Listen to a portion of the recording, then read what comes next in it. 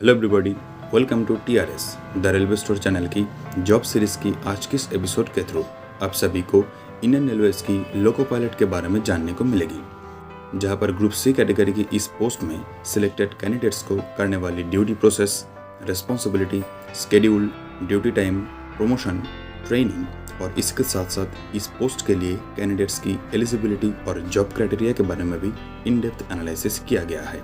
So with that let's get started.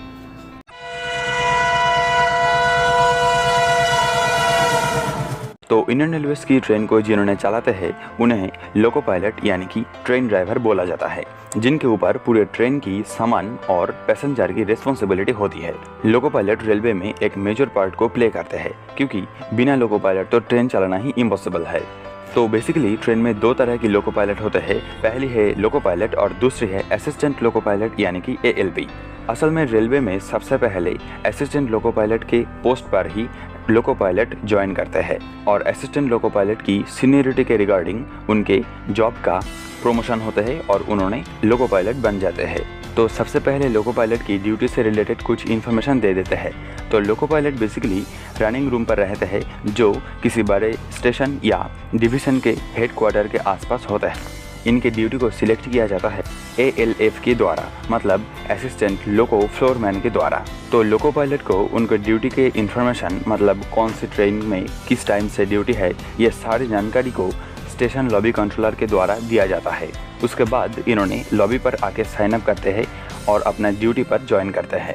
इनका maximum duty होता है 8 आवर्स। हालांकि ट्रेन लेट होने की वजह से इनका ड्यूटी का टाइम भी एक्सटेंड हो जाता है और इसके रिगार्डिंग उनको ओवर टाइम की पैसे भी मिलती है। लेकिन इनके ड्यूटी के कुछ मेथड भी होती है, जैसे कि 30 डेज में उनका ड्यूटी टाइम होना चाहिए 208 आवर। आपको बता दें कि मौजूदा समय में इंडियन रेलवेज लोको पायलट के लिए मेल कैंडिडेट्स के साथ साथ फीमेल कैंडिडेट को भी ले रहा है और ट्रेन लेट होने की वजह से अगर इनकी ड्यूटी टाइम 208 आवर्स से ज़्यादा हो जाता है 30 डेज में, देन इनको ओवर टाइम की पैसे ही मिलती है।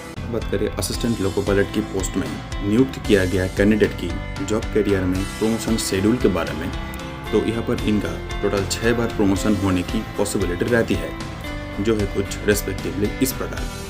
सीनियर ALP यानी कि senior assistant loco pilot shunter, loco pilot goods, motorman, loco pilot passenger और लोको पायलट मेल।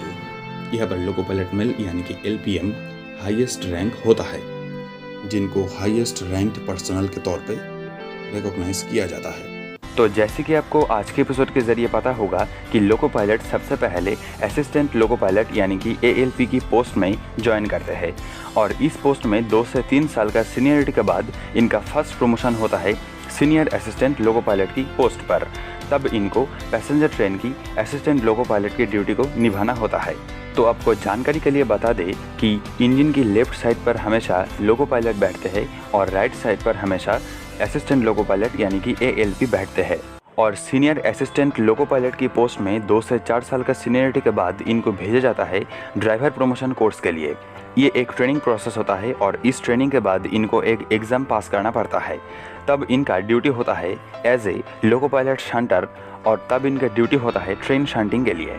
और लोको पायलट शंटर की पोस्ट में इनको ट्रेन कंट्रोल करने की हर तरह की स्टेप को सिखाया जाता है और इसके बाद इन्होंने गुड्स ट्रेन की लोको पायलट का ड्यूटी के लिए एलिजिबल हो जाता है और तब इनका ड्यूटी होता है गुड्स ट्रेन की लोको पायलट की पोस्ट में।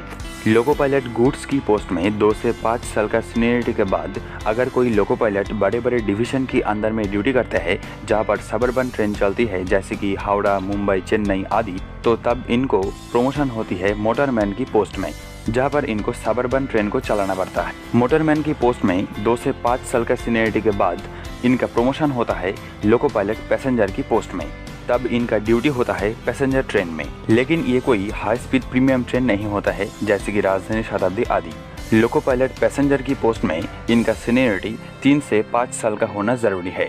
तब इनका प्रमोशन होता है लोको पायलट मेल की पोस्ट में और इस पोस्ट में आने के बाद ही इनको हर तरह की हाई स्पीड प्रीमियम ट्रेन जैसे राजधानी, शताब्दी, तेजस ऐसी ट्रेन को चलाना पड़ती है। तो आपको जानकारी के लिए बता दें कि लोको पायलट मेल पोस्ट ही होता है लोको पायलट की मैक्सिमम प्रमोशन। तो अब लोको पायलट की क्वालिफिकेशन और जॉब क्राइटेरिया के बारे में बात करते हैं। तो जैसे कि आपको पता होगा कि लोको पायलट बनने के लिए सबसे पहले हर कैंडिडेट्स को ALP यानी कि असिस्टेंट लोको पायलट बनना ज़रूरी है। तो असिस्टेंट लोको पायलट बनने के लिए आपको मिनिमम 10th पास होना ज़रूरी है। हालांकि 12 पास होने के बाद भी आप एलिजिबल है। तो 10th या 12 पास होने के बाद आपको ITI या डिप्लोमा करनी पड़ेगी। लेकिन ध्यान रहे ITI का कुछ ट्रेड का स्टूडेंट्स ही इसके लिए एलिजिबल है, जैसे कि इलेक्ट्रिशियन, फिटर, इलेक्ट्रॉनिक्स इन मैकेनिक्स, डीजल मैकेनिक्स आदि। और डिप्लोमा में से mechanical engineering, electrical engineering, electronics engineering और ऑटोमोबाइल इंजीनियरिंग का स्टूडेंट इसके लिए एलिजिबल है। अगर एज लिमिट की बात करें तो जनरल कैंडिडेट्स को 18 से 30, OBC कैंडिडेट्स को 18 से 33 और SC ST कैंडिडेट्स को 18 से 35 ईयर्स का होना ज़रूरी है। हालांकि एक्स आर्मी कैंडिडेट्स के लिए और भी रिलैक्सेशन मिलती है। तो ALP बनने के लिए कैंडिडेट्स को 3 तरह की एग्जाम देना पड़ती है, जो है कुछ इस प्रकार: CBT 1, CBT 2 और CBT 3।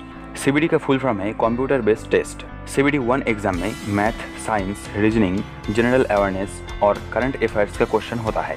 इस एग्जाम में फुल मार्क्स होता है 75 और टाइम होता है 60 मिनट यानी कि 1 आवर। बेसिकली ये एक क्वालिफिकेशन एग्जाम होता है और CBT 2 एग्जाम 2 पार्ट में बांटा गया है। पहली है पेपर A और दूसरी है पेपर B। पेपर A में फुल मार्क्स होता है 100। इसमें math, reasoning, basic science and engineering, general awareness और करंट अफेयर्स का क्वेश्चन होता है। तो दूसरी तरफ पेपर B में 75 मार्क्स का क्वेश्चन होता है। ये एक ओरल टाइप एग्जाम होता है जहाँ पर कैंडिडेट्स जिस ट्रेड से बिलोंग करती है उससे रिलेटेड क्वेश्चन पूछा जाता है। तो CBT 1 और 2 में पास करने के बाद क्वालिफाइड कैंडिडेट्स को डॉक्यूमेंट्स वेरिफिकेशन के लिए बोला जाता है। तो अब बात करते हैं CBT 3 के बारे में।